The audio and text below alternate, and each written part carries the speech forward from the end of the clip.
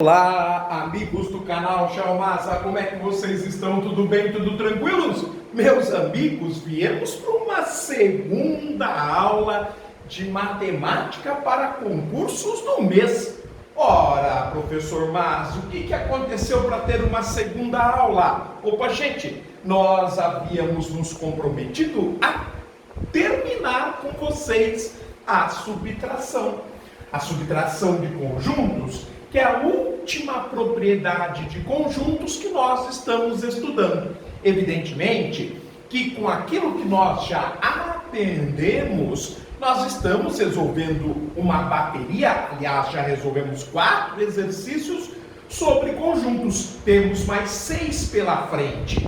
Aliás, o próximo programa, a próxima playlist é justamente o Aplicando, onde nós vamos resolver um exercício que caiu nos concursos públicos, exatamente aplicando as propriedades de conjuntos que nós estudamos até então. Mas nós vimos que na primeira aula de subtração não foi suficiente para nós terminarmos o conteúdo. Então é necessário a gente fazer essa segunda aula. Antes, por favor, não se esqueçam de colaborar com o canal. Para tanto, é necessário se inscrever, deixar o seu joinha, compartilhar este vídeo nas redes sociais e um comentário. Se quiser nos apoiar, nós temos o Seja Membro logo abaixo e nas descrições do programa Apoia-se. Muito obrigado. Vamos lá, gente. Então vamos formalizar e exemplificar o que vem a ser subtração de conjuntos. Veja que eu tenho até uma representação gráfica que demonstra a subtração do conjunto A com o conjunto B. Quando nós fizermos com os elementos de cada conjunto, ficará bem menos abstrato. Mas a definição é o seguinte: subtração. A diferença entre os conjuntos A e B, e diferença quer dizer subtrair um do outro, é um conjunto formado por todos os elementos que pertencem a A e não pertencem a B. Então é como se, por exemplo, vamos lá, eu tenho o elemento A, 1, 2, 3. São elementos do conjunto A. Eu subtraio de B, que tem os elementos A2. Gente, se eu subtrair A de B, vejam que 0 e 2 são elementos que aparecem nos dois. Se eu subtrair um do outro, o que vai sobrar? Os elementos 1 e 3. Então é exatamente o que está dizendo esta frase. Representa-se A menos B, A diferença B, A subtração B, simbolicamente como A menos B é igual a todo elemento, tal que este elemento pertença a A, mas não pertença a B. O conjunto AB, ou seja, o que resulta da operação, é também chamado de conjunto complementar de B em relação a A, representado por complementar de B em A. Então agora com os exemplos vai ficar bastante simples. Simbolicamente, então a subtração, como é que ela pode ser representada? A subtração pode ser representada como complementar de B em A, que quer dizer A menos B, tal que o elemento tem que pertencer a A e não pertencer a B. Exemplos. Primeiro, A é um conjunto formado pelos elementos A, 1, 2 e 3. E B, o conjunto formado pelos elementos 0 e 2. Subtrai um do outro. 0 e 2 são comuns, logo vai sobrar apenas 1 e 3. Aí nós trouxemos o exemplo contrário. E o complementar de A em B, ou seja, B menos A. Quando eu subtraio B menos A, gente, o que vai acontecer? Eu não tenho elementos, né? Então vai ser o elemento que? Vazio. Já que se eu pego B e subtraio de A, o que vai acontecer? Eu tenho alguns elementos comuns, mas em B, que é o principal, eu não tenho alguns outros. Então, por isso, eu represento como vazio. Outro exemplo, o conjunto A formado pelos elementos 1, 2 e 3 e o B formado por 2, 3 e 4. Vamos fazer de cabeça? Se eu subtrair 1, 2 e 3 de 2, 3 e 4, quantos elementos que eu tenho em comum? 2 e 3. Então vão sobrar o 1 e o 4. Então olha lá o exemplo, complementar de B em A é igual a A menos B. Então agora primeiro eu vou pegar A menos B. Quando eu pego A menos B, em A só tem um elemento que não existe em B, que é 1.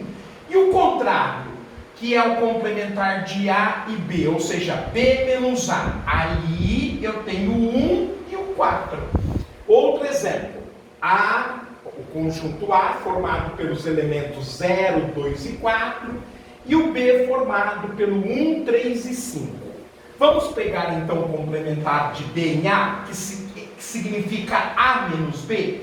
Quando eu subtraio A de B, o que vai acontecer? Todos os elementos de A não existem em B. Então, A menos B, como eu estou tentando tirar de A algo que não existe, é o A mesmo. E o contrário, o complementar de A em B, ou seja, B menos A. Quando eu tiro B de A, veja que B não existe em A. Então, permanece o conjunto B, 1, 3 e 5.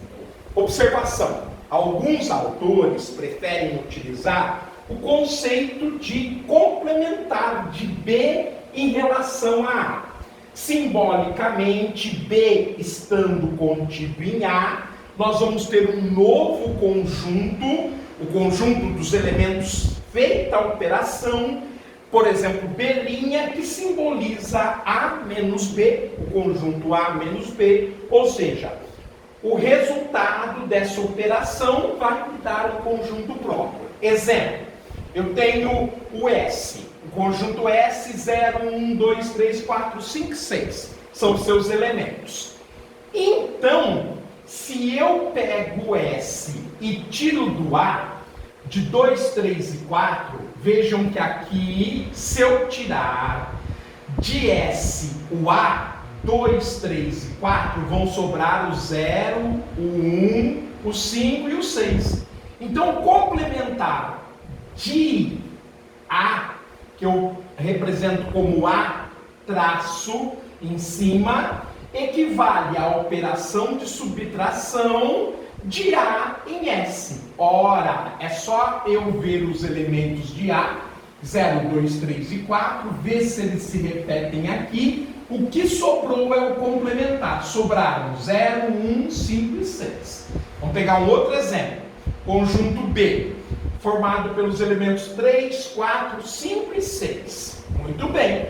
Se eu subtraio o S do B, o que vai acontecer? Vão ficar, eu vou retirar 3, 4, 5 e 6. Vão ficar os elementos 0, 1 e 2. Então, o complementar de B, que é o resultado da operação, é o conjunto formado pelos elementos 0, 1 e 2. Agora eu tenho um terceiro exemplo, conjunto vazio. Todo conjunto, ele possui o conjunto vazio, o elemento vazio, melhor dizendo. Então, quando eu subtraio um do outro, claro que o complementar de C vão ser todos os elementos existentes do conjunto S. Ou seja, o complementar de C é o próprio conjunto S. Outra observação importante, a conclusão de tudo que nós falamos nesta aula, só que de forma mais matemática, mais formal. Número de elementos de um conjunto. Eu quero saber o número de elementos de um conjunto. Sendo X um conjunto qualquer, com um número finito de elementos, representa-se por N de X o número de elementos de X. Sendo ainda A e B dois conjuntos quaisquer, com número finito de elementos temos. Então agora a gente vai ver propriedades gerais. O número de elementos da união do conjunto A e B é A soma dos elementos de A mais os elementos de B subtraído a intersecção B. Só que a intersecção B, no caso de uma soma, ele é vazio.